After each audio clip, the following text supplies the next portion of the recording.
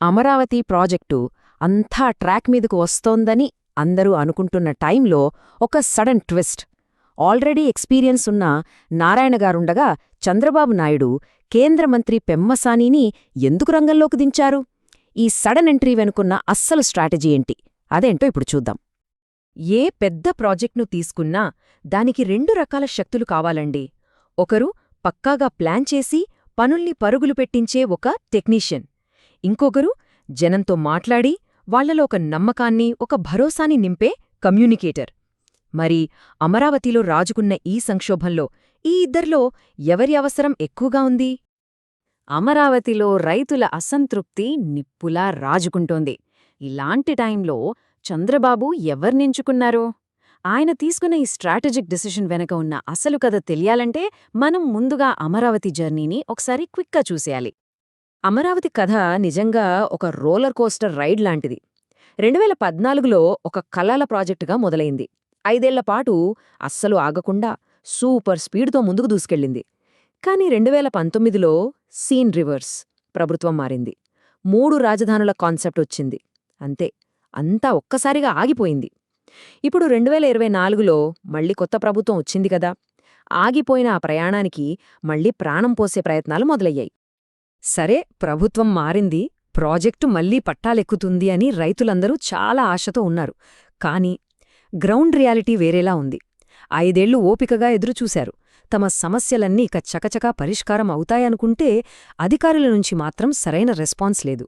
దీంతో వాళ్లలో నిశ్శబ్దంగా ఒక సంక్షోభం మొదలైంది. అప్పుడు మొదలయ్యాయి అసలు కంప్లైంట్స్. ఒకదాని తర్వాత ఒకటే బయటకు రావడం స్టార్ట్ అయింది. అధికారులు మమ్మల్ని పట్టించుకోవట్లేదు, ఏళ్లే గడుస్తున్నాయి, మా ల్యాండ్ పూలింగ్ సమస్యలు మాత్రం అక్కడే ఉన్నాయి, మరి మా అసైన్డ్ భూముల సంగతేంటి?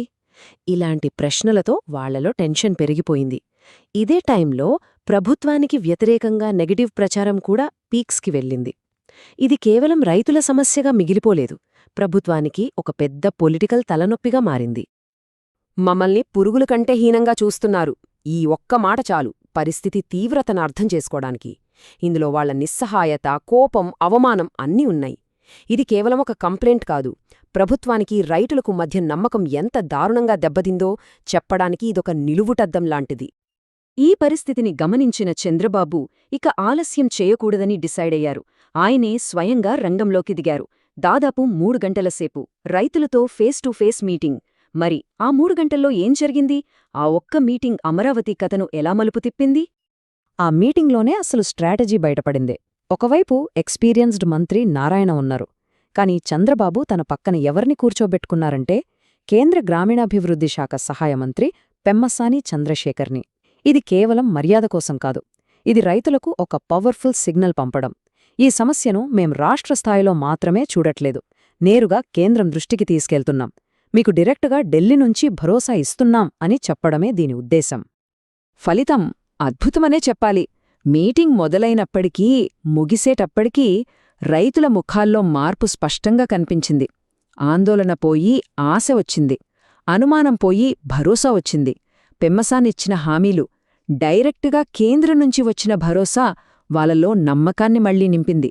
ఎంతలా అంటే అవసరమైతే మేం మరికొంత భూమి ఇస్తాం అని కొందరు రైతులు ముందుకొచ్చారంటే ఆలోచించండి పరిస్థితి ఎంతగా మారిపోయిందో. ఇక్కడే మనకు అసలు ప్రశ్న వస్తుంది. అమరావతి గురించి అణువణువు తెలిసిన, మొదటినుంచి ప్రాజెక్టును నడిపించిన నారాయణగారు ఆల్రెడీ ఉండగా చంద్రబాబుకు పెమ్మసానిని ప్రత్యేకంగా ముందుకు తీసుకురావాల్సిన అవసరమేమొచ్చింది?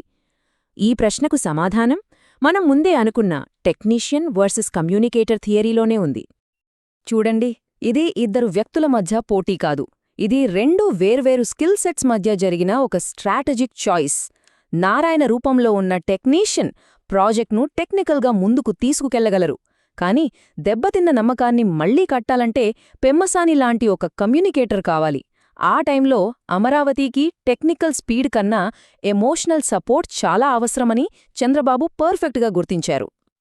ఈ టేబుల్ చూస్తే మనకు ఆ స్ట్రాటజీ ఇంకా క్లియర్గా అర్థమవుతుంది. ఒకవైపు నారాయణగారు టెక్నికల్ అడ్మినిస్ట్రేషన్లో ఎక్స్పర్ట్, కానీ ఆయన కాస్త ఇంట్రోవర్ట్. మరోవైపు పెమ్మసాని తన మాటలతో ఎవర్నైనా కన్విన్స్ చేయగలరు. దానికి తోడు ఢిల్లీలో ఆయనకున్న కనెక్షన్స్ ఒక ప్లస్ పాయింట్. మళ్లీ చెప్తున్నాం, ఇది నారాయణ ఫెయిల్యూర్ అస్సలు కాదు, సమస్యను బట్టి సరైన ఆయుధాన్నే ఎంచుకోవడం లాంటిది. దీన్నే పొలిటికల్ భాషలో క్రైసిస్ కమ్యూనికేషన్ అంటారు. అంటే సింపుల్గా చెప్పాలంటే పనులు చేయడం ఎంత ముఖ్యమో మేం మీకోసం పనిచేస్తున్నాం అనే నమ్మకాన్ని జనంలోకి తీసుకెళ్లడం కూడా అంతే ముఖ్యం. అమరావతి రైతులు అడిగింది మాకు రేపే ప్లాట్లిచ్చేయండి అని కాదు, మీ ప్లాట్లు మీకే వస్తాయి, కంగారు పడకండి అని చెప్పే ఒక గట్టి భరోసా. ఆ భరోసా ఇవ్వడానికే ఒక కమ్యూనికేటర్ అవసరమయ్యారు. సో చంద్రబాబు సమస్య యొక్క మూలాన్ని పర్ఫెక్ట్గా పట్టుకున్నారు. అక్కడ ప్రాబ్లం నిర్మాణ పనుల స్పీడ్లో లేదు. అసలు సమస్య ప్రభుత్వానికి రైతులకు మధ్య ఉన్న కమ్యూనికేషన్ గ్యాప్లో ఉంది. ఆ గ్యాప్ను పూరించాలంటే టెక్నికల్ ఎక్స్పర్ట్ అయిన నారాయణ ఒక్కడే సరిపోరు. ఆయనకు తోడుగా పెమ్మసాని లాంటి బలమైన కమ్యూనికేటర్ కూడా ఉండాలని ఆయన గ్రహించారు. సరే, మరి ఈ స్ట్రాటజీ వర్కౌట్ అయ్యిందా? పెమ్మసాని ఎంట్రీ ఎలాంటి మ్యాజిక్ చేసింది? చంద్రబాబు వేసిన ఈ ఎత్తుగడ నిజంగా ఒక మాస్టర్ స్ట్రోక్ అనిపించుకుందా? పెమ్మసాని కేవలం హామీలిచ్చి వెళ్ళిపోలేదు. ఆయన నమ్మకాన్ని బిల్డ్ చేశారు. రైతులతో కింద కూర్చుని వాళ్ల సమస్యల్ని ఓపిగ్గా విన్నారు. మీ గురించి ఢిల్లీలో ఏం మాట్లాడుకుంటున్నామో తెలుసా అంటూ సెంటర్ నుంచి లేటెస్ట్ అప్డేట్స్ పంచుకున్నారు. ఆయన మాటల్లో ఒక అధికారికన్నా ఒక ఆత్మీయుడు ఎక్కువగా కనిపించాడు. అందుకే ఆయన మాటలకు అంత వాల్యూ వచ్చింది. ఇక్కడ మనం ఒక విషయాన్ని చాలా క్లియర్గా అర్థం చేసుకోవాలి. చంద్రబాబు నారాయణను పక్కన పెట్టలేదు. ఆయన బలానికి పెమ్మసాని బలాన్ని జోడించారు అంతే. ఒక కార్లా ఊహించుకోండి. నారాయణ ఆ కార్కి పవర్ఫుల్ ఇంజిన్ అయితే పెమ్మసాని దానికి స్టీరింగ్ లాంటివాడు. ఇంజిన్ ముందుకు లాగుతుంది, స్టీరింగ్ సరైన దారిలో నడిపిస్తుంది. రెండూ కలిస్తేనే కదా జర్నీ స్మూత్గా సాగేది. కాబట్టి ఇప్పుడు అమరావతిలో ఒక పవర్ఫుల్ డ్యూవల్ ఇంజిన్ స్ట్రాటజీ నడుస్తోందనమాట. ఒకవైపు నారాయణ గారు తెర వెనుక ఉండి సిఆర్డీఏ ప్రాజెక్ట్ ఎగ్జిక్యూషన్ చూసుకుంటారు. మరోవైపు పెమ్మసాని గారు ఫ్రంట్కొచ్చి రైతులతో మాట్లాడటం, నమ్మకాన్ని పెంచడం, ఢిల్లీ నుంచి సపోర్ట్ తీసుకురావడం ఈ పనులు చేస్తారు. ఒకటి అడ్మినిస్ట్రేటివ్ పవర్, రెండోది పబ్లిక్ కనెక్ట్. ఫైనల్గా చెప్పాలంటే అమరావతిలో ఈ పెమ్మసాని మలుపు లీడర్షిప్ గురించి మనకొక పెద్ద పాఠమే నేర్పుతోంది. అదేంటంటే కేవలం పనులు పూర్తి చేయడమే కాదు, ప్రజల నమ్మకాన్ని గెలవడం కూడా అంతే ముఖ్యం. మరి సరైన టైంలో సరైన పాత్రలో సరైన వ్యక్తిని నిలబెట్టడం అనేది చంద్రబాబు వేసిన ఒక రాజకీయ చతురత అనుకోవచ్చా? ఈ టెక్నీషియన్ కమ్యూనికేటర్ ఫార్ములా భవిష్యత్తులో ఇలాంటి పెద్ద ప్రాజెక్టులకు ఒక రోల్ మోడల్గా నిలుస్తుందా?